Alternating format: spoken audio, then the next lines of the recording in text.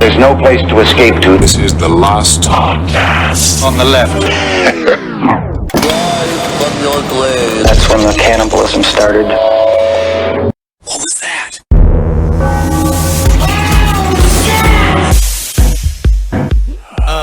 You know what I think really could have helped Ed Gein, that could have stopped his museum of horrors that was his home? A bowling alley in the town. Maybe.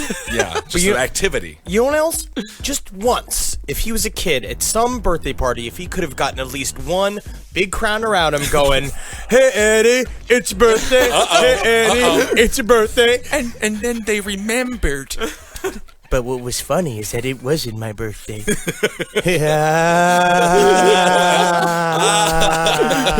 And Bernice was there. Welcome to the show, everyone. I'm Ben Kissel, joined by Marcus Parks. As always, all the way from beautiful Toronto, he's back in New York City. For a tiny period of time, I get to be back in New York. And I got to say, that city... smelling like summer. New York is a stinky, stinky place. If New York was a person, it'd be sent home from middle school with bad BO. Like, you got to get out. Like, the cops would investigate the parenting if a child smelled as bad as New York City. In New York City, just like what a corner smells like in New York City, yes, they would not be able to go to school. Yeah, I am 3 weeks off of cigarettes now. My sense of smell has returned with a fucking vengeance. Ooh. And you know what I didn't ever notice on the train before? The slight, sharp stab of diarrhea. Interesting. Sure. Yeah. And it's also weird how you scratched it with a knife in your arm, nicotine, which is really weird. It's very intense, Marcus. You're getting pretty intense in your no smoking days. I like it. It's a challenge. Well, and that's sort of one of the tricks of living in New York City. When you smell the stench of diarrhea, next up, I'll be getting off. Thank you. And wherever you get off, that's where you were supposed to be. So that's kind of fun. It's the universe showing you where your dentist should be. Right. Obviously, we're going to get into Ed Gein Part 3 here. But Henry, Toronto, you love it. It's fine. Okay.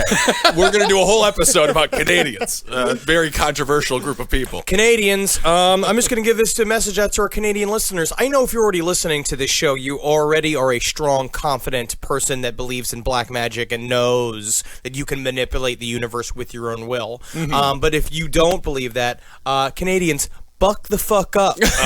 Buck up. Believe in yourselves. All right? The way Canadians sell things on television, they're all like, they go on the TV and they're immediately like, well, you know, it's not exactly the best. We put a lot of effort into it, and I got to say, we're really proud of it. And it's just like, just sell the book. Sell the book. Believe in the book. Sell the nipple belt. I would love to see Ed Gein on HQ or QVC selling his nipple belts. It's not my best nipple belt because I only got about 14 nipples and they just weren't big enough. They're Asian women, so it's hard. You want a little more confidence, Ed. A little more confidence. We're trying to sell. Where's my belt? Okay, we'll just roll with the first take. When I wear the belt, I become a woman. That is funny. Well, we just didn't know what the other side of the coin was there, so less confidence is fine. Also, it's kind of like the werewolf idea back in the day about wearing the pelt and then you became the werewolf. Right. Because you know, like when those guys put on the pelt, they like became a big scary werewolf in the mirror. Yeah. Do you think that like when Ed Gein put on the titty vest, he was just walking around to like pretty woman walking down the street, and he was like winking himself in the mirror and be like, I'd fuck me real hard. Would you fuck me? I'd fuck me. I imagine him just do. Oh, honey, you're my candy girl. Oh, I farted a little. Knock. Eddie, hey Ed, just saying, just we're your neighbors, and I know we're 3 miles away, right. But somehow the haunting tune of you mumbling Candy Girl to yourself is keeping me and my family awake. So I wish you could just stop it. Are you wearing Mary? I'm sorry, I just got you know what, I'm sorry I came by. No, stop by, have yourself a skull of coffee. It's so much fun. I love to have a good skull of coffee with Ed Gein. That house is a toot factory full of skulls. It's 26 ounces. Oh, big gulps, huh? No, that's a skull. All right. Well, see you later. Okay. All right. So we got one murder, possibly two. We don't know if he killed his older brother. We don't know for sure. I mean, it's very likely that he did, but it's definitely a matter of speculation. Can we just go ahead and make the last podcast call of he killed his brother? Yeah, I think we can say he killed I his think we brother. can editorial stance. We can take that. I think the more and more I think about it, on the third week of the show of Ed Gein, I am certain that he killed his brother. Yes. Yeah. I would not bet against it. Definitely Yeah. not. No, absolutely not. right. But what we're on right now is that we are on the most famous murder of all, the murder of Bernice Worden. God, if only she was smaller, she could have been alive another 2 years. Isn't that something?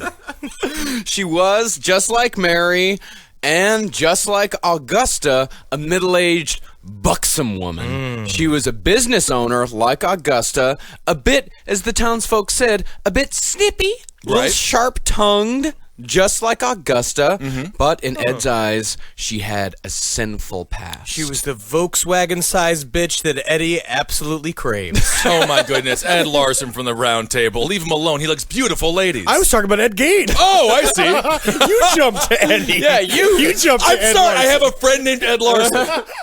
Okay, we're talking about Ed. Every time you say Ed, it's Ed Gein. It's every time. Let's just go ahead and say right now. Every time it's Ed Gein. I apologize to you, Ed Larson, my friend, for equating you to Ed Gein, my enemy. Ed Larson also likes a Volkswagen-sized woman. Well, we leave this alone. Now we move on. So as far as Bernice's sin, years earlier, she had stolen her husband, who was deceased at the time, from another woman. The other woman, distraught from the end of the relationship, committed suicide. And in Ed's eyes, Bernice's adulterous actions had caused the death of another. And that, coupled with his intense physical attraction to her, was enough for murder. I love Bernice because when they say stolen, it wasn't like she swayed him with like charms and candies and good food. She just bonked him on the head, threw him over her shoulder, and just walked away. Yeah, she's like, got one. Yep, that's Got me a big one. They're like, oh, you got yourself a Steve? And she's like, I did. Yep.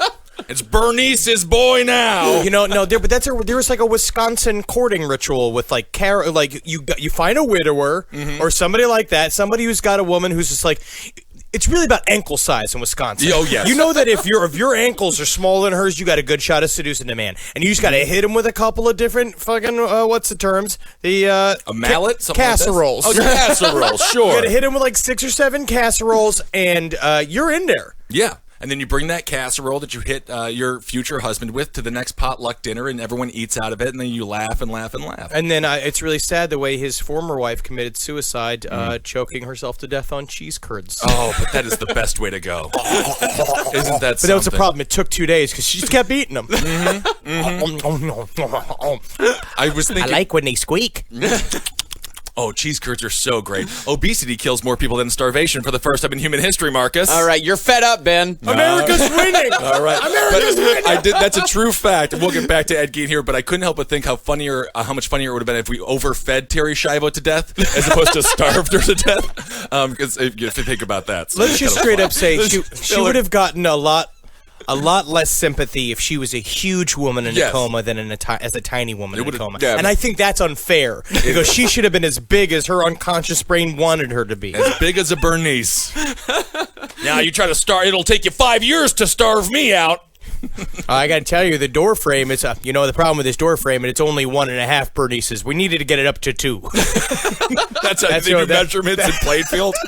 Well, we're looking at about a 4 Bernice door there. Oh, you got 2 cars, huh? yeah, 2-car garage. Yep. On Saturday, November 16th at 8 a.m., the first day of deer hunting season, Ed pulled up to Warden's hardware store, which Bernice owned, ostensibly to buy a jar of antifreeze. And he had done a little bit of reconnaissance the day before. He'd gone in, he'd talked to Bernice's son, who also worked at the hardware store with her. Talked to her, like, so, hey, you going out deer hunting tomorrow? And the son's like, yeah. He's like, All day?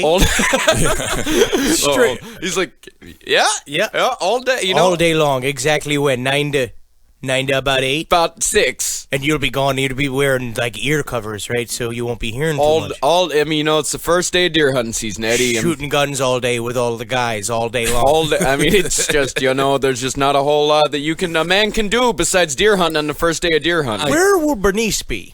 She'll be here. Oh, all day? All day. By herself. Well, someone's got to run the store, Eddie. All day long, all day with Bernice. So I was gonna buy the antifreeze today, but I'm gonna come back and buy it tomorrow. Isn't that nice? But you know what's so funny is that people make fun of men for not hunting in Wisconsin, and I'm sure they mocked Ed Gein for not being out there opening day. They thought he was absolutely sissy. did. Yeah, Right. I bet they thought. Yeah, they thought he was. That was his part of his ladylike tendencies, is that he hated hunting. Right, but little did they know he was the one doing the true big game hunting that day. The most he was dangerous game. Exactly. Bernice. Yeah, the most cunning prey of all. A large woman standing behind a counter. Bernice. Also, it's just so funny to see him do reconnaissance, kind of like if James Bond was a loner with autism. That's sad. So Ed walks in. He buys the antifreeze. It's a big mason jar for $1. Bernice writes a receipt Back in the day. for it. Yeah. Or you could just walk into a fucking hardware store with a mason jar and she'll fill it up with a strange green liquid. You can hand her $1 and walk out. Perfect. They do that in Brooklyn now, but those are called juicing places. Oh, yeah. So Ed leaves. He walks out the door with the antifreeze. Comes back a few minutes later saying he was thinking of trading in his rifle. Now, there's a little bit of speculation as to what happened at that moment. If Ed had gone in with the intention that day to kill her and had momentarily lost his nerve, and then something made him go back inside and to take care of it that day. It was his preternatural need to make a wig for his cock with Bernice's vagina. Right. Or perhaps he heard the voice of his mother. Go back in. Kill Bernice. Kill Bernice. Now's the time, Eddie. Now's your time. Right. You'll have to wait a full year if you don't do it today. Shut up, mother! Shut up, mother! Meanwhile, he's just standing in the parking lot. He gets credit with Texas Chainsaw Massacre, that film, and Psycho, of course, but I think Jason Voorhees as well. We have a Jason thing happening with Mama and He Ed. just didn't have the size. He didn't No, have he the didn't. Yes, he didn't. Yeah, the size nor the endurance. I believe that Eddie completely had the intention to go in there and kill her. Yeah. I think that he had been built up, and that's what it was. He slightly chickened out, but in a way, again, someone with like Asperger's did, where he'd go like, and then he like walks up the Right. store, and then he's saying, "Oh, I forgot. I'm supposed to kill the big woman." Which wouldn't be uncommon because you would go to the grave sites and oftentimes, mostly not rob them. Most of, I mean, what'd you say, 1 out of 3 times? Yeah, which is enough. It gets the job done. That's fine. I Because mean, then you it's, find out like how many nipples you can stretch into a belt. It's about you know what? Because that's what George Lucas said, is that creativity dies without restrictions. that's right. 1 out of 3 is not good if you're shooting free throws in the playoffs, but it's great if you're robbing. If you're looking for big women's pendulous breasts that you Oh want to my strap goodness. to yourself like they're clothes. He's just a little archaeologist, isn't he? Yeah, he's like Indiana Jones. Kind of fun. So Ed leaves for a second, comes back in, and asks Bernice if he can take a look at one of the rifles in the glass display case. Says he's thinking of trading his in. So Bernice goes, she opens up the display case, takes out the rifle and hands it to Ed, and goes to the window to look at a car that's parked across the street. Ed takes a .22 shell from his pocket, loads the gun, aims it at Bernice's head, and her last words were, I don't like Chevrolets. boom! She's dead. Her last words were, "I don't like Chevrolets." So this was Ed Gein, brought to you by Ford. I love the fact that just brought me right back to Wisconsin, where that is an activity. What do you do? I saw a Chevy out the window. Hey, I gotta say, I don't. A green car to me shows pride, and I think it's a sin. I hate to see it having a green car like that. And they tend to be Irish. Eddie, what are you doing with that gun? I don't like Chevrolets. Blam! So Bernice's son, Frank, who Eddie had definitely made sure was going to be gone that day, All day long. all day, returned from the day's hunting at 5 to find both his mother and the cash register missing and a large pool of blood on the floor. By the time the police had arrived, Frank had searched the store for clues, and the biggest one came in the form of a receipt for antifreeze because Frank immediately thought of the guy in the store the day before, Right. asking about antifreeze and asking many times if Frank was going to be gone that day. And Ed Gein also had a history of hanging out in that store. He had been, again, because his courting was sort of like a cheetah staring at I guess a big fat old swingy ocelot or whatever, antelope, something with big old tits. Whatever in Africa's got a big set of tits. Elephants or something. Yeah. Sure. He was just staring at her and always been like, so you want to go roller skating sometime? Which is hilarious because what was his rollerblades made out of? Bones and eyeballs. Which must have been difficult. Asking to go to the movies, and it's really weird because the movies to him were going to go, so just going to watch like cows getting slaughtered in a field, and he's like, this is a funny movie. Or two cars. They just call a street the theater there. It's interesting stuff. Man, yeah. He keeps saying like, they just opened up that skate park over in La Crosse. You want to go over and maybe cut a rug? And no, Eddie, no, I don't. No, Eddie, me neither. No, Eddie, no, me neither. Eddie, no. Ooh, thank God she said no. I got a lot to do tonight. It's interesting. So he left the body. All the blood is there, and then he took the cash machine. He wouldn't have been caught if he would have just taken that receipt, right?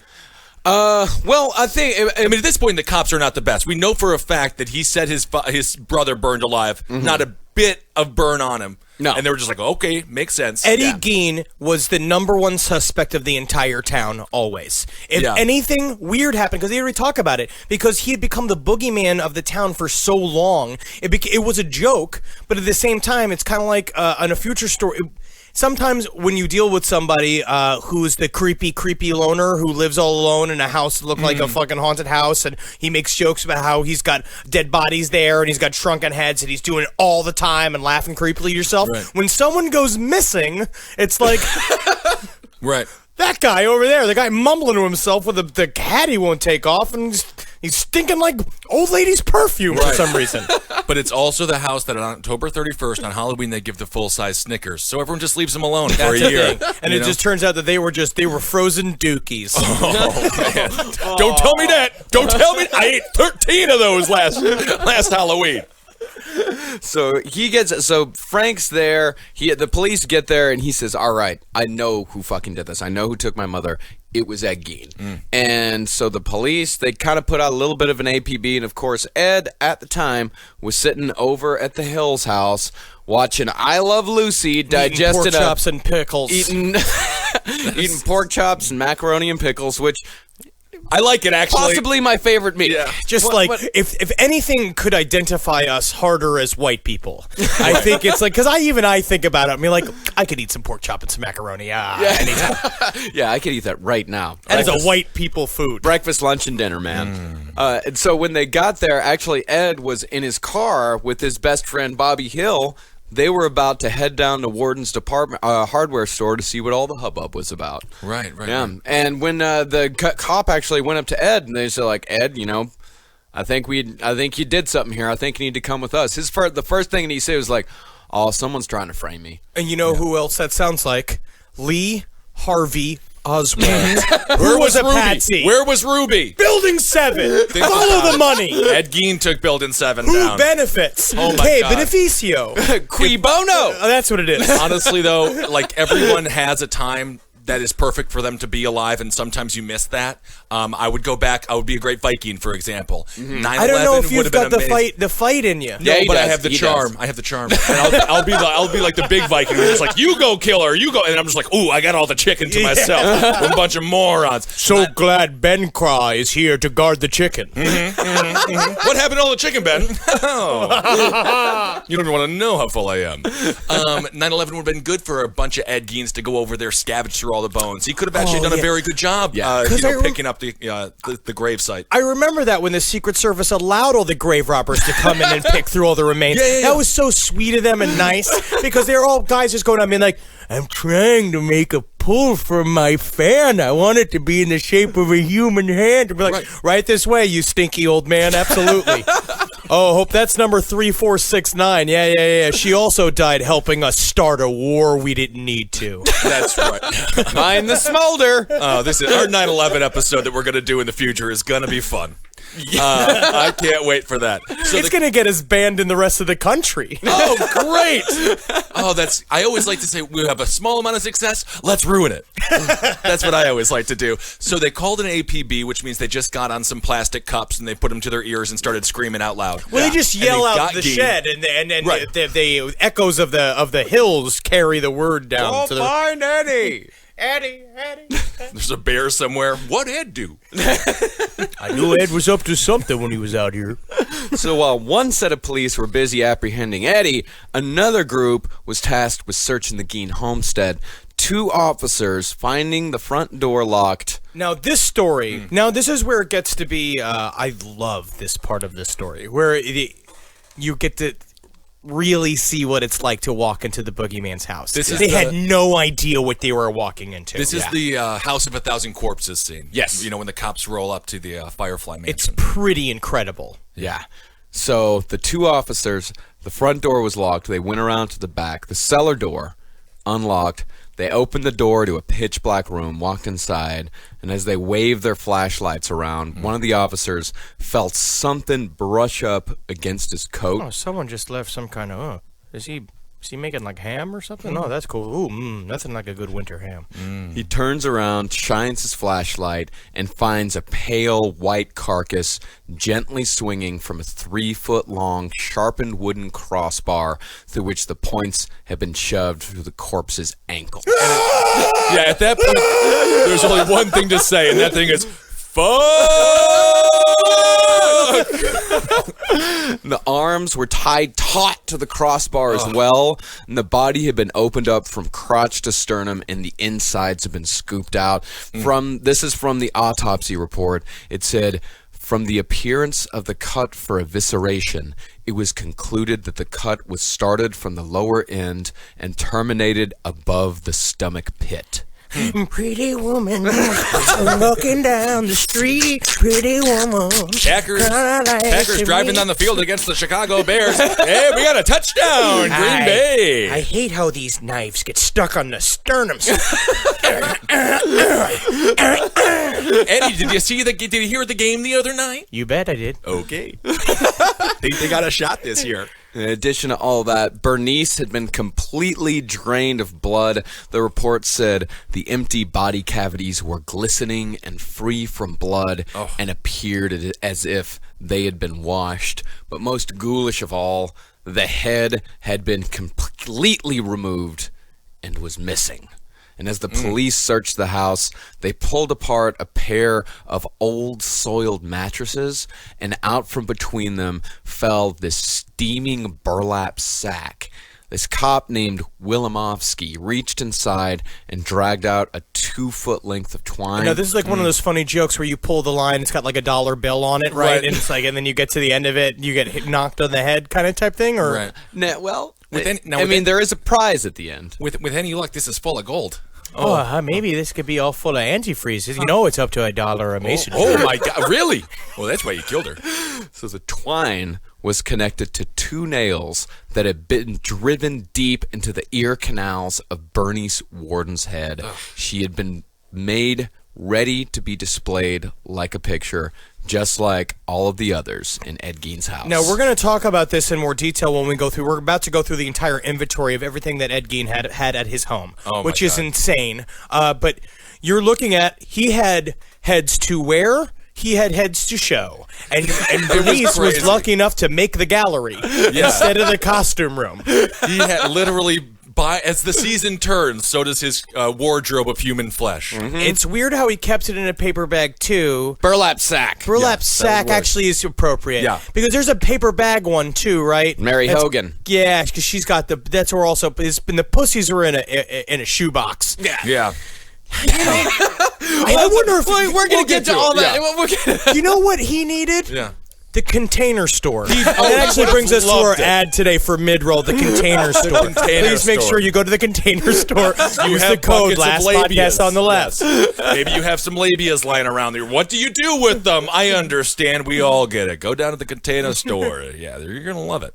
So as far as all of the missing body parts of Bernice Warden goes, her heart was found near the stove. Her entrails, including both lungs, the esophagus, the stomach, the small and large intestines down to the lower rectum would be found wrapped in a newspaper and folded inside an old suit of men's clothes, still warm. I love that he did have clothes, but he was just like, nah, these are human clothes made for I wear whatever. Suit. I'm no stuffy businessman.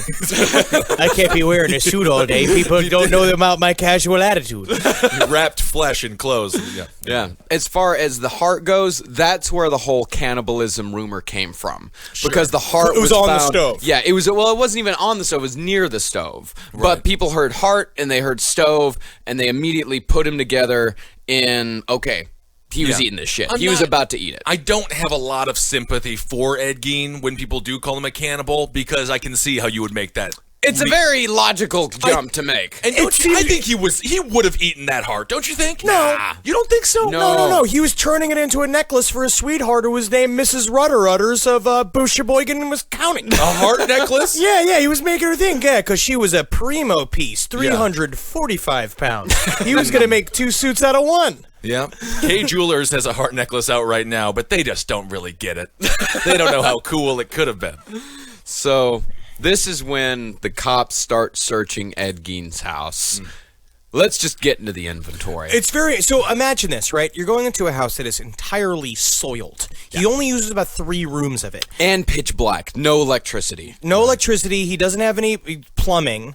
The whole place is ancient. It is covered with refuse, old music instruments. Everything is just food debris everywhere. And you notice also, not only is it just 3 fucking wrecked, disgusting rooms filled with human debris, is that there are these several locked doors that have not been touched in years. And so you get, now as a police officer, to go look at all this shit. And then you open up the refrigerator and you're like, he's got some purple stuff. No, he's got Sunny D. Oh, shit. Cool. Sunny D is a great drink. So starting in the bedroom, inside of his bed frame was wads of used gum. Yeah, he'd keep big balls of gum. Huge balls of used gum. We're going to start low and work up. Yeah. I think that's the most disgusting thing in the house. It's so gross. Yeah, it seems gross. Yeah. You're just big fucking coffee cans full of used gum. If someone goes into your house and they find a bunch of used gum and that's it, you still got a bad reputation. Yes, you're still not considered filthy. Yeah. You're not doing well at singles night. No, definitely not. You're the gum guy. Yeah, there was also a large inventory of boogers and a rotten head sawed off at the jawbone. So he was sort of like Stimpy from Ren and Stimpy until we got to the That was the thing. It was kind of funny and goofy for a second, and then it's all the heads. Yep, and 2 complete skulls were stuck on the back bedpost. That's rock and roll. That's when it gets heavy metal. When he's sitting in an altar of bones. This is what Jeffrey Dahmer always wanted, but he didn't have the fucking guts or the handmanship. No, or the room. I mean, Dahmer was a city dweller. He had that little apartment. He would have loved a country house in Plainfield. And, of course, we've also talked about the bowls. He used the bowls. He used as bowls the brain pans of dug-up corpses. He said he got the idea from, quote, an old Norwegian custom. Yeah, of being super fucking creepy. I believe that's probably true. If you are going to get it from any custom, it would be the Norwegian. But he genuinely would complain that he could never get the bottoms even. Of the bowls. And that was the problem, that he would eat his pork and beans and they'd spill everywhere because he's just like, he's like, you just can't believe how hard it is to buff down a human skull. And then, you know what, Eddie? If anybody would know, it's you. Yeah. He had fixed a pair of women's lips, complete with lipstick, to the top and bottom of his kitchen blinds, so that when they were contracted, when he pulled the cord, they formed a woman's kiss. I mean, it's really creative in a way. And I guess this was was most likely his mother's lipstick as well, I would assume, right? Well, most likely, yeah. Well, I mean, His mother didn't wear lipstick. Yeah, his mother was not a makeup woman. That's a harlot move, Ben. Where did he get the lipstick from? I don't know. Maybe one of his excursions over to Wisconsin Springs. Oh. Do you think he kissed it? You must have. Right? No, It's like sort of cute. That's what I'm saying. Like, all of his stuff is like, it's a little cute if it wasn't such a nightmare. It's so disgusting, but yeah. Because it's like Pee-wee's Playhouse, kind of, where he can go like, hey, Eddie, good morning. It's like, morning, window. Yeah. How are you this morning? Well, feeling pretty lonely. It's like, oh, I don't got to be lonely anymore. Just come, give us some kisses. God, stop it. I should have put these lips lower. Oh, my. Oh, but good thing I got this old stool here. Oh, you want to get, he's going to get blown by his own window. Next up in the inventory, 9 vaginas in a box. Now that sounds like a Slipknot album cover. It Or does. album title. I do like him saying, like, nope, 9 vaginas in a box, not 10, not 8, always 9. Always 9. Always 9. If there's 7, make it 9. You got to make sure you keep it an even 9. Most of them were salted and treated to keep them from decomposing. One, in an experiment, an odd little experiment, had been painted silver to see if that would slow down the decomposition process. That's kind of like a Lady Gaga kind of move. Yeah. Kinda, yeah. Yeah, it's a little glam. Yeah. Well, did it slow it down, or? I mean, it made it more brittle. Okay. Yeah. But he did say that no matter what he did, some of them still went green. Yeah, and he said, you know what? I will tell you, it's 100% more silver.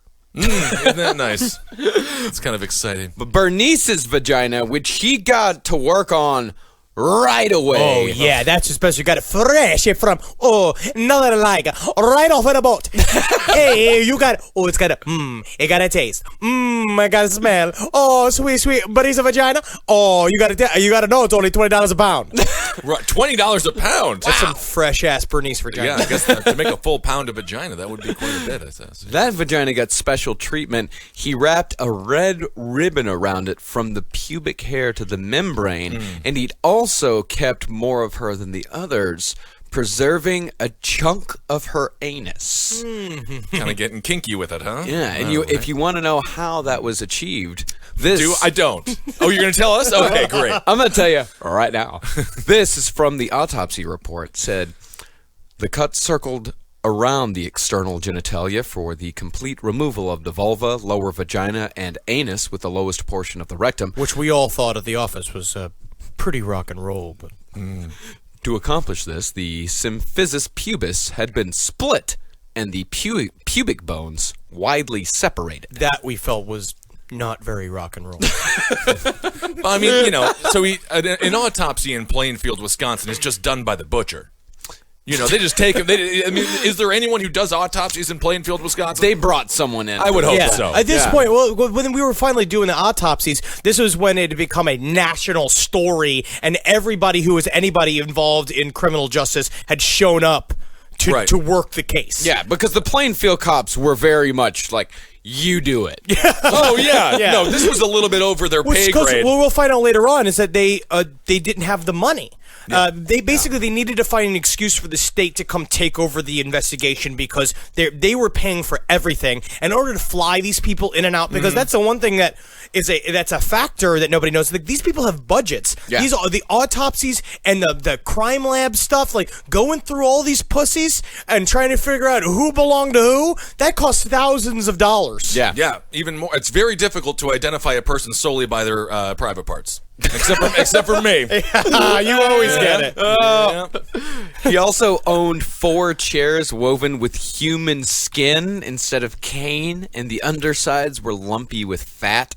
Skin was also used to make a variety of things, such as lampshades, bracelets, a wastebasket, the sheath for a hunting knife, and the aforementioned tom-tom that he used to play when he was dressed up. It is also a little known fact. Ed Gein had the first Tempur-Pedic bed. Yeah. It was fat. It was human fat. Yeah, just human lard. Oh, that's the right I amount really of wish fat. I could have seen his grotesque Ricky from I Love Lucy act that he did. I wonder if he thought Lucy was funny, or if he watched him, but like, I'm funnier than her. I can do that. Not big enough. You're safe. You're safe. You're safe. There was a box that contained 4 noses. Okay. There's just such random numbers, but yeah. I will say this, because, if you want to stop somebody from smelling, you just cut off that nose. Yeah, I mean, yeah.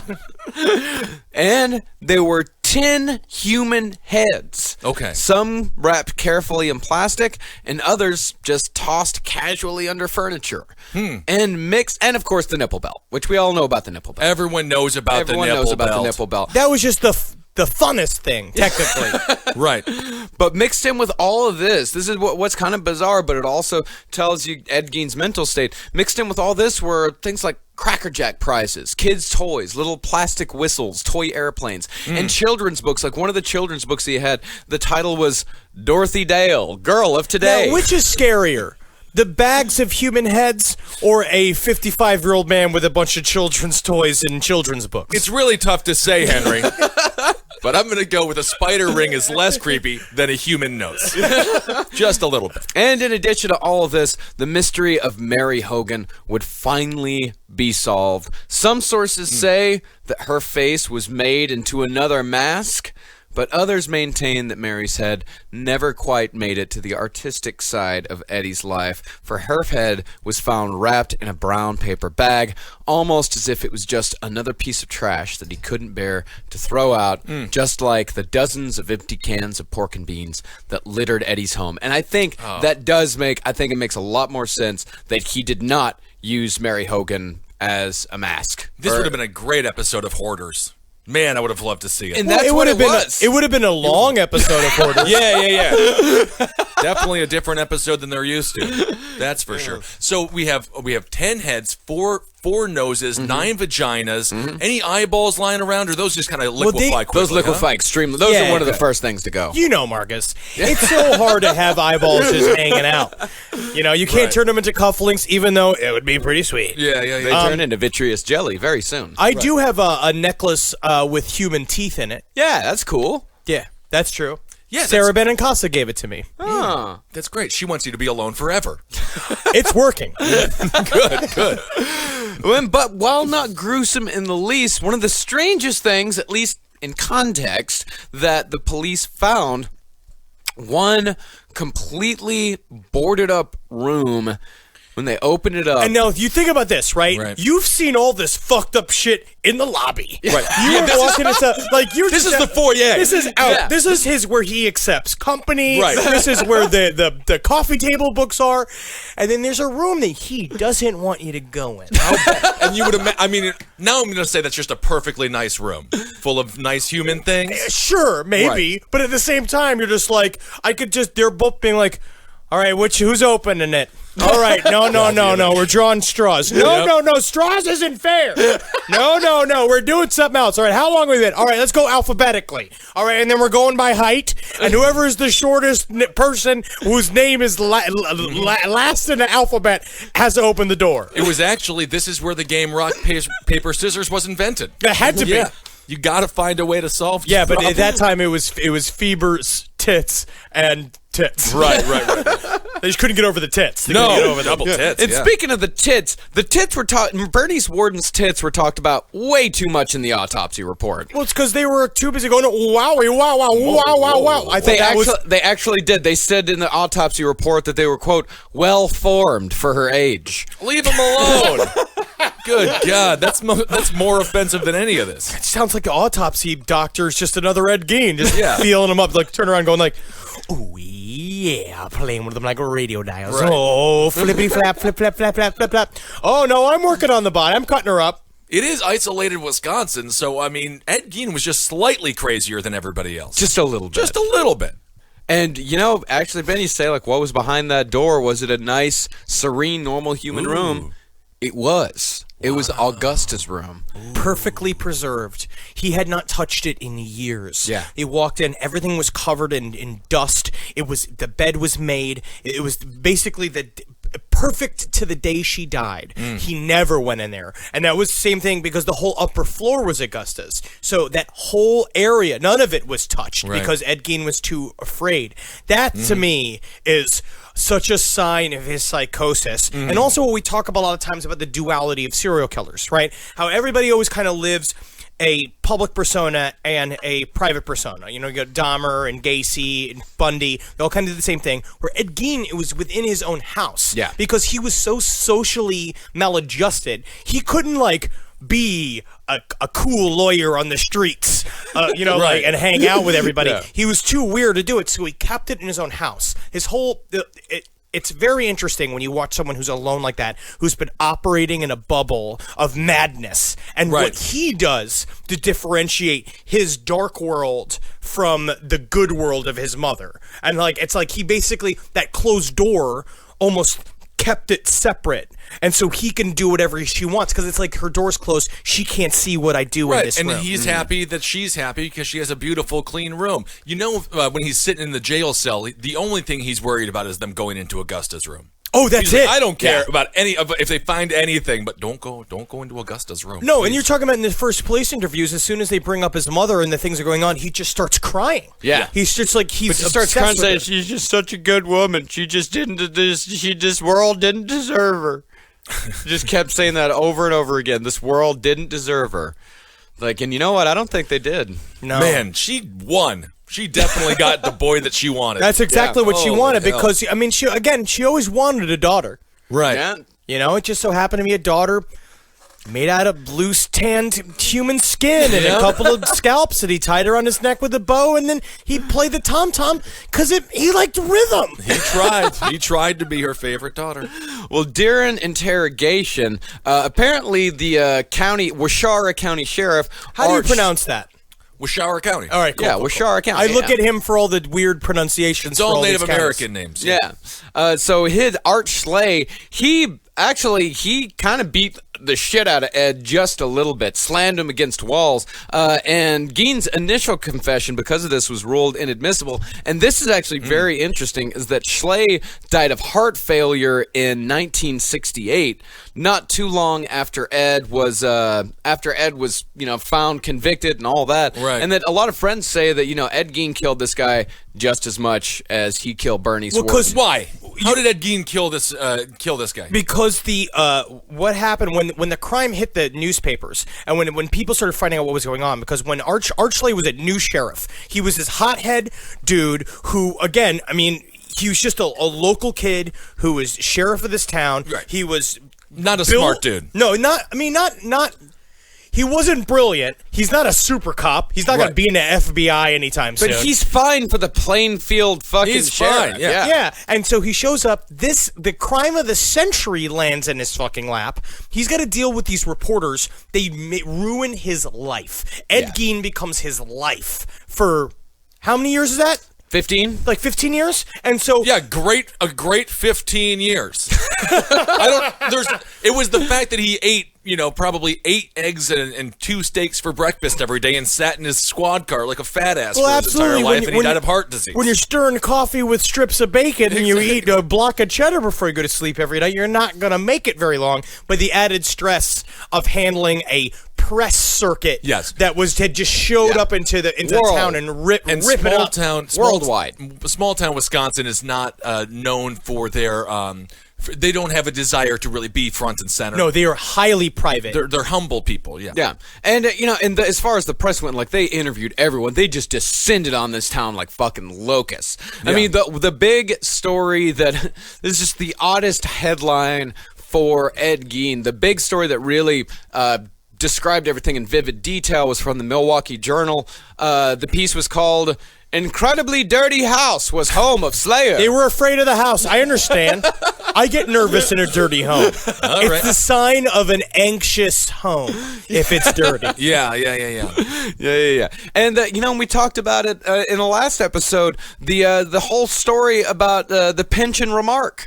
About the 350-pound man. Like, that was a full front page story. Like, Plainfield resident describes pension remark. And then women came forward and were like, Ed Gein romanced me. And it was very strange. He got all of this attention, basically building up these, like, the whole town built up fake relationships they had with Ed Gein. Right. Where it's like, it's more like, if you had actually had those relationships with him, he maybe would not have done what he did. I mean, it was impossible to have any relationship with him. But yeah, it's always like at the funeral. Oh, I loved Laura so much, and it's like you hated her. You know? Yeah, I love the fact that having a dirty house like trumped Slayer. Yeah, people like Slayer had kind of a dirty house, like. Filthy house, incredibly dirty home. It's like at a John Waters movie, Serial Mom. Like that's what she would be focused on. Yeah, it's just like I can't believe she had dust on her duvet. Now, in Ed's confessions, he would detail his crimes against the dead in a matter-of-fact way that would put BTK to shame. Well, what happened is because the first time he showed up, he wouldn't talk, and they were like, "Well, what do we got to do to get you to talk?" He's like, "I want a piece of apple pie with cheddar cheese on it." Mm-hmm. And they went and they got him the apple pie with cheddar cheese on it. He ate it, and then he was like, "Stop that! This cheese is kind of dry." Legitimately said, "It wasn't happy with the cheese." And so once they gave him pie, he started spilling his fucking guts. Mm-hmm. It's so Wisconsin. I love it. Yeah. I love it. But, the fact that they messed up his cheese, again, whoever did that should probably get arrested. How do you get dry cheese? Don't serve dry cheese to nobody, regardless of what they did. Prison cheese. That ain't right. This is from his confessions. In removing the head, did you first cut through and then snap the bone? I guess that'd be a snapping. Would you work the head back and forth in the same fashion as you would when you attempted to break a piece of wire in two? That's a good description of it, yeah. I never took a saw to the cemetery. This is going great, Sheriff. We are getting all the answers. I feel like I'm doing good, but also I'm throwing up psychically as well. Good. Well, the cops actually didn't believe a word of Ed's graveyard confessions. They could not believe that this tiny little man could go out to a graveyard and harvest this many corpses. They thought that all of the corpses in his house had to have been murdered. Well, yeah, because they're looking at it. They're like, "Oh, we got 10 murders right here, at least. We got 10 bodies, if not more." Yeah, so this is set. We're going to figure all this out because to them, grave robbing is supposed to be this physically difficult job. It was like 6 feet of dirt. Right. A lot of these people kept in stone, but it turns out some about grave diggers. They're fucking lazy. They're lazy people. But it's the same thing when Dahmer, Dahmer had to tell his confession twice because the fellow who interviewed him just didn't believe him. And then he got a phone call and be like, "We found a penis in a box." And he's like, "Can you tell me that again? Say that one more time. Take it back from the start." It's like, it's a story I love to tell, so let's just pull up a stool. I've worked it into a tight 5. Right. I mean, what would be Ed Gein's motivation of lying about the grave robbing? Because they just thought he was cuckoo for Cocoa Puffs. Yeah, they thought he was cuckoo, that he could maybe get around it somehow. But the whole thing was just complete. They didn't want to believe anything about this. Right. They didn't want, because grave robbing, it's like we said in the last episode, murder they can understand. Yeah. Like that sexual assault they can understand. Yeah. But grave digging and making clothes out of old ladies, completely out of their fucking field of vision. Straight up, just gathering supplies. He went to the graveyard like he was going to Joann Fabrics, right? And they can't wrap their heads around it. They needed more fabric stores and things like that. I'm sure they did think, they're like, "Oh, this is like a San Francisco case." No, we don't see this in Wisconsin too often. So to confirm their disbelief, this was just to say, like, all right, we just have to shut this guy up.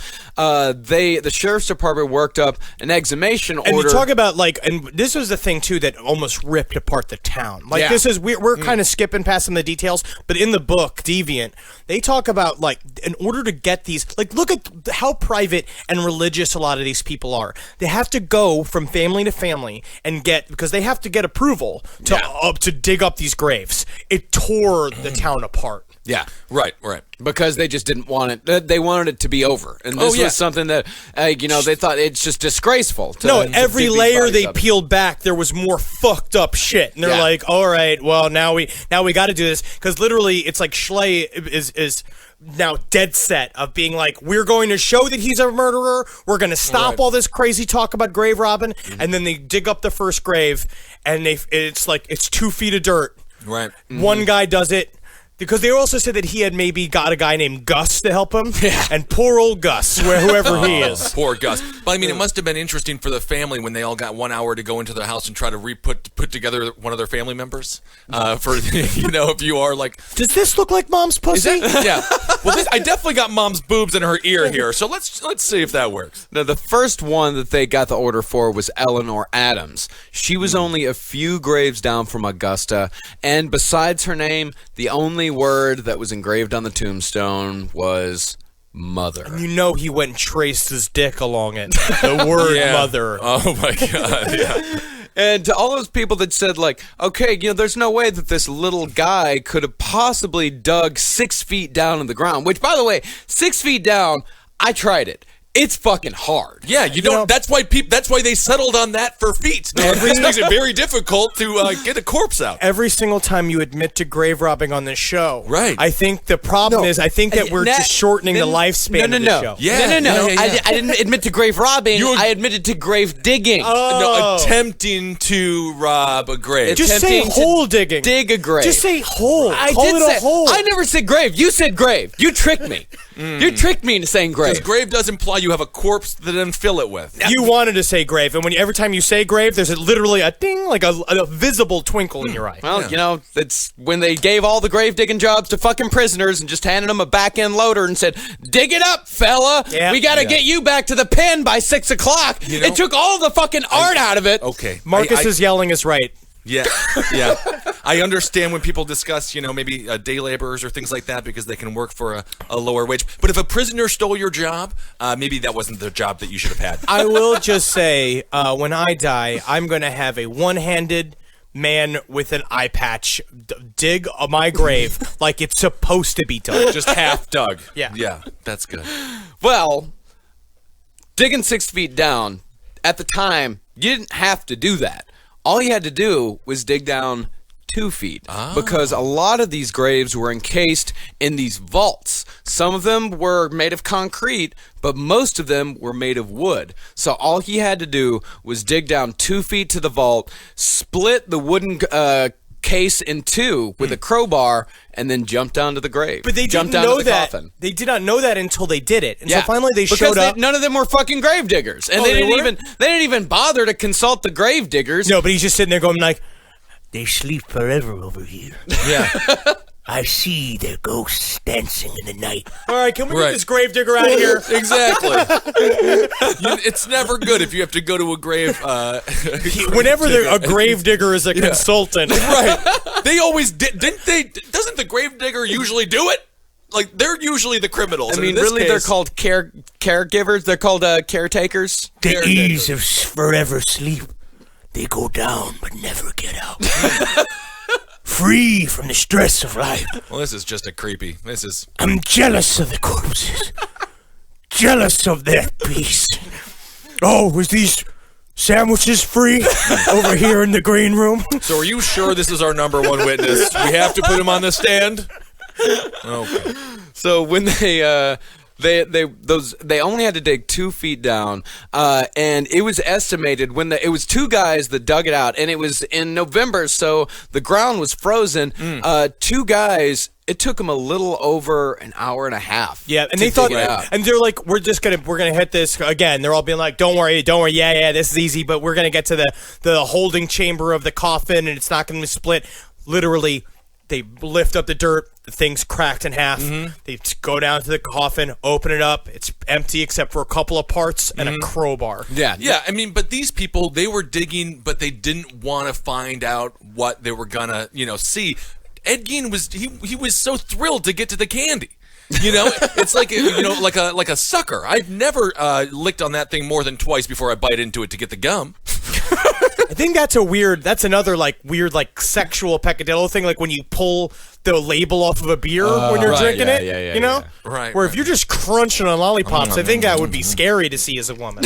Right, yeah, that's true, yeah. I'm alone. There was a second woman set to be exhumed. Her name was Maybelle Everson, and the question of what happened to her body would be answered before they even got to the coffin, just a little over a foot into the grave. The team found a jaw, a section of a skull, part of a leg, an upper and lower dental plate, a scrap of clothing with the store label still attached, and a gold wedding band. And the reason why because what he would do, again, remember from the last episode, is that he would rob these graves and then feel incredibly guilty and sometimes come back and replace stuff. Yeah. So this was stuff that he felt really bad about having. Yeah. Or he went to make a return.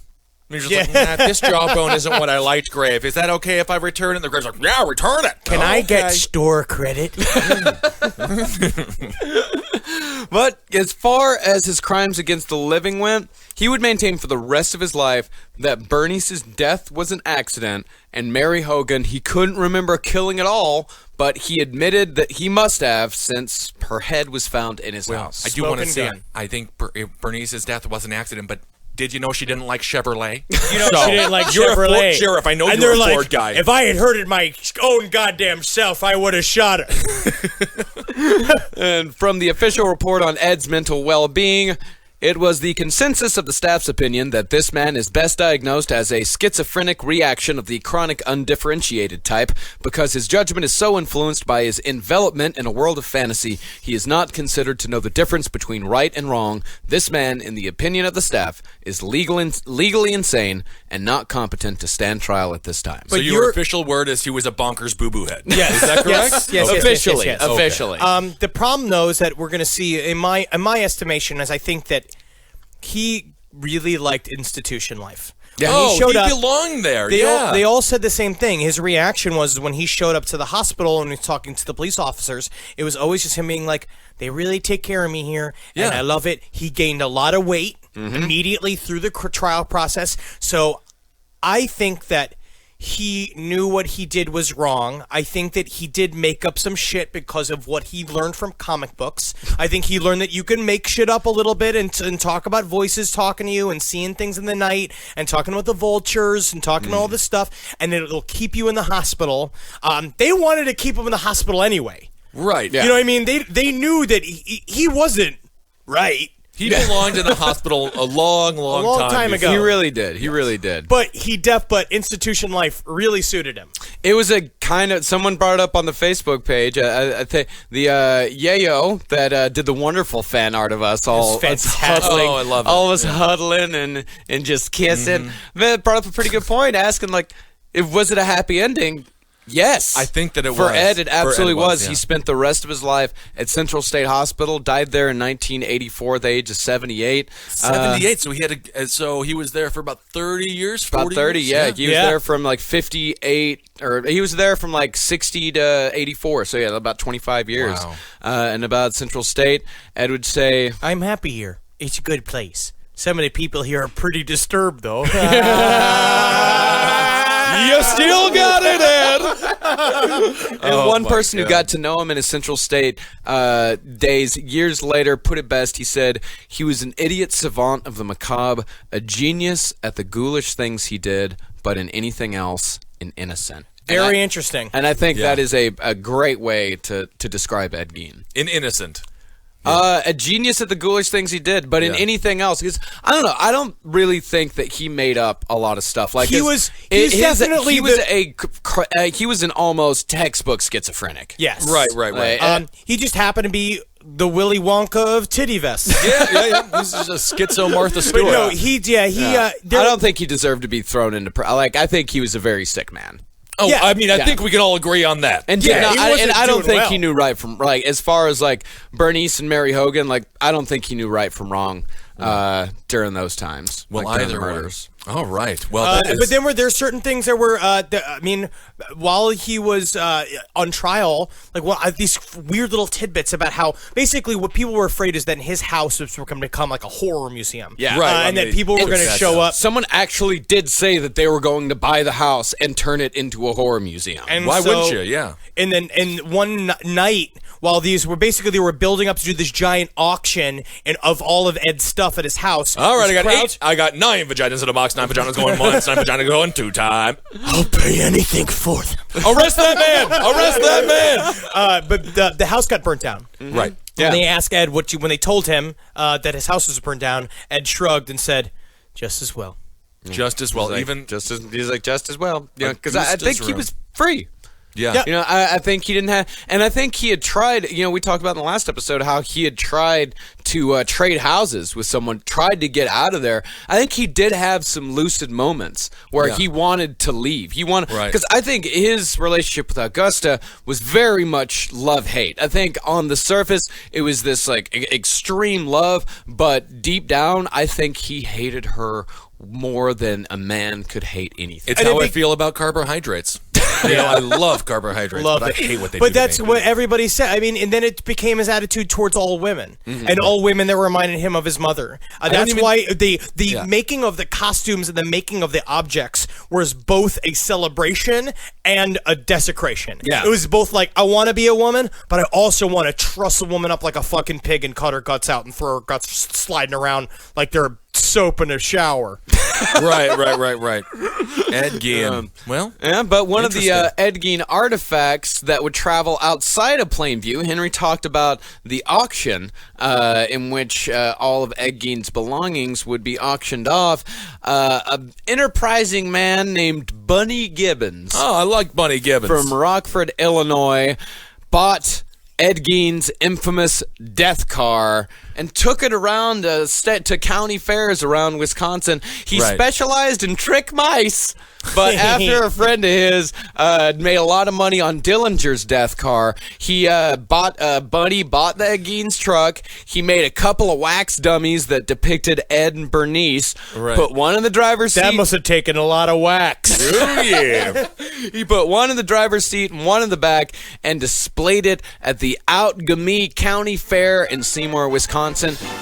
See, the car that hauled the dead from the graves. You read about it in Life magazine. It's here. Ed Gein's crime car. $1,000 reward, if not true. I'm not gonna go if it's a Chevy. I hate Chevrolet. I hate these Chevrolets. I hate Chevrolet. 2,000 people paid a quarter each in just a few days, which, I did the math, in today's money is about $4,000. Wow. He paid about 2 days? $750 for it. So, yeah, in 2 days, man. He's making money. And people in Plainfield understandably upset about this. Yeah, understandably upset. And the Wisconsin Association for Mental Health was also upset, but for a different reason. They were upset because while the fair had plenty of room for Ed Gein's death car, the Wisconsin Association for Mental Health were told that they couldn't set up a booth because there just wasn't enough room. Oh, isn't that too bad?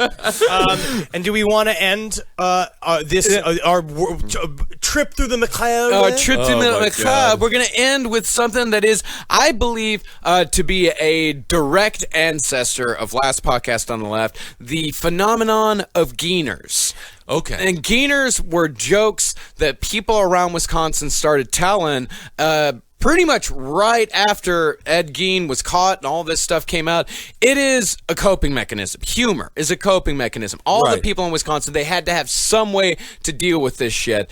So they started telling these jokes. They started doing limericks. And people were writing about Gein, or like intellectuals were writing about Geiners and talking about how like it is true. This is really the first time that country got to really talk about dark humor and what it's good for. Yeah, exactly. And this was the first time dark humor was a nationwide thing. And of course, the people of Plainfield, you didn't tell a Geiner in Plainfield. No, you don't. You can tell one in La Crosse. No. But you could tell one in Stevens Point. Sure. But you couldn't tell one in Plainfield. But and you gotta tell you, and they killed Magunka.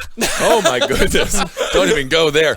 You can tell some jokes about people from Minnesota though in Plainfield, and they'll laugh and laugh because those people from Minnesota, they're dumb. They're dumb. You know, they're Pentecostal. I can't believe it. You know, it's how many times I go out there, they turn a kayak upside down and be like, "Hey, turn around, there's a hole in it." And they're like, like my mother, there's a hole in my mother. Hey, Ben, tell us a Soden. Tell us what Oh my God! is. So hey, what do you call somebody who drives the speed limit? What? Okay, this is a good one. Okay. You call them a Minnesotan because they're you know what? I lost it. That's okay. Okay, ask me another one. Mr. Gein, I'm sorry, we're gonna have to take you back into the room now. No, ask me another one. I got this. What do you? Okay, tell us a Minnesotan. Tell us a Soden. Hey, have you heard the one about the? Have you heard of the one about the hairy Minnesotan? Sure haven't. No, what is that? Sure haven't. Every one of them. They're dumb. That's kind They're of funny. That's funny. Yeah, they're hairy so and dumb. This is our favorite of the Geeners. Yeah, somebody, I don't know who wrote this, where it was originally published, but some enterprising genius of a soul wrote a parody of The Night Before Christmas about Mr. Ed Gein. Henry, take it away. 'Twas the night before Christmas, when all through the shed, all creatures were stewing, even old Ed. The bodies were hung from their rafters above, while Eddie was searching for another new love. He went to Watoma for a Plainfield deal, looking for love, and also a meal. When what to his hungry eyes should appear but old Mary Hogan in her new red brassiere. Her cheeks were like roses when kissed by the sun, and she let out a scream at the sight of Ed's gun. Old Ed pulled the trigger, and Mary fell dead. He took his old axe and cut off her head. He then took his hacksaw and cut her in two, one half for hamburger, the other for stew. And laying a hand aside of her heel, up to the raptor went his next meal. He sprang to his truck, to the graveyard he flew. The hours were short, and much work he must do. He looked for the grave where the fattest one laid, and started digging with a shovel and spade. He shoveled and shoveled and shoveled some more, so finally he reached the old coffin door. He took out a crowbar and pried open the box. He was not only clever, but sly as a fox. As he picked up the body and cut off her head, he could tell by the smell that the old girl was dead. He fiddled in the grave by the moonlight above, and once more old Ed had found a new love. He let out a yell as he drove out of sight. If I don't get caught, I'll be back tomorrow night! Okay, now that was just one of my favorite little jokes, but that concludes this Easter service. I'm Pastor Zilkowski, as always. Oh, I love that good Ed Gein I gotta joke. say, population has been light the last couple of Yeah, weeks. so that's why I'm starting to do the limericks now. So tell your friends, the pastor's back, and he's cool. He's cool now. Yep. Okay. May the Lord be with you. That's fucking Ed Gein, man. Oh, man, that was such 3 parts, 3 hours of good old Eddie. Eddie Gein. I hope you guys had as much fun with this as we did. Oh, man. I can't believe it took us this long, but you know what? It was worth the wait. It was a worth sweet, sweet wine. That's and, right. And you know what? This was not planned at all, but we just happened to do this right in the middle of Mother's Day. Yeah, and Mother's Day was last Sunday, so, you know, if you haven't called your mother yet, just think of Augusta and dial the number. Yeah, and, you know, get hard. Well, don't get hard when you call your Augusta mother. just sashaying around. Yeah. You know? Well, I would say if you do have an erection, wait until it's gone, then call your Then mother. call your mother. Yeah, you don't want to get For the love of thing God, going. don't call your mother with a hard on because you're going to start crossing the signals. Oh, exactly. Then everything's going to fall apart, and you've got yourself a messy house. And that's really the number one problem in the story. That's what Ed Gein did the worst. So I want to worst thing say, he did. Hail Satan. Yes, I want to give a shout out to Maura Maloney. Hello, shout out. Mara! We'll do a hail yourselves. And we do a Hail Gein, a big old Hail Oh my Gein. God. Hail Hail Gein. I hope he's smiling in heaven right now. He can't not smile, so he's smiling wherever. Yeah. Or in hell, and Satan's just like, why won't you not smile? I don't know. Well, technically, he's Satan's interior designer. Oh, so my he's getting pretty cushy treatment down there. Oh, I can't wait for Ed Gein to die. I'm going to bring him down to hell, and I'm going to get a brand new living room. Why is Satan Wisconsin? He's from Wisconsin. In hell sounds like that. Once you go through the tunnel and the tube, yeah, the fire makes you sound that way. Well, be sure to go to iTunes and rate and review and subscribe if you haven't yet. Go to cavecomedyradio.com/lastpodcast on the left to get your Last Podcast on the Left t-shirt. That's $25 domestic, $40 international. We're actually going to be having a new Last Podcast on the Left t-shirt, a limited edition one, coming out here soon. We're going to start pre-orders here in the next week or two, so be sure to keep an eye on the Facebook page for announcements as far as that goes. We're only going to have them on sale for a limited time, and then that's it. So you're going to have a very limited time to get these. The live show. Do you want to mention this? Yes, the live show. Actually, Yes. no live show this May. Yes. Yeah, no live show this month in May, and in June it's going to be on June 19th. It's going to be on a Friday. So the next couple months we are going to be switching it up a little bit. But after that, we're fucking good to go. And come on out. The live shows are so fun, and it's awesome to meet everybody and all that stuff. Always. And follow us on Twitter, LP on the left. That's at Ben Kissel, at Henry Loves You, at Marcus Parks. Thanks everyone for supporting. And to make Gustalations. And Heroes Reborn, Thursdays at 8. Yeah, that'll be exciting. And thanks so much for supporting all the other shows that Marcus and I do together as well here on CCR. We really appreciate that. That's right. Hail me, if you would. Heroes Reborn, you say Thursday at 8 p.m. On what? I'm busy. On what channel? I'm actually busy. You're busy. Actually, I'm busy, yeah. Actually, I'm either. I've got rehearsal every Thursday. You should at just 8 p.m. DVR it. Oh. I don't have a DVR. All right, well. Well, I guess you just lost two viewers, huh? Guess you'll never not be doing the show, huh? Marcus, our plan is working out great. We will ruin his career. A to Z will also then be played again Thursdays at 9:30. Oh, I heard Stu has a podcast. Stu from A to Z. Let's listen. Hail Satan! Stu's different. For more shows like the one you just listened to, go to cavecomedyradio.com.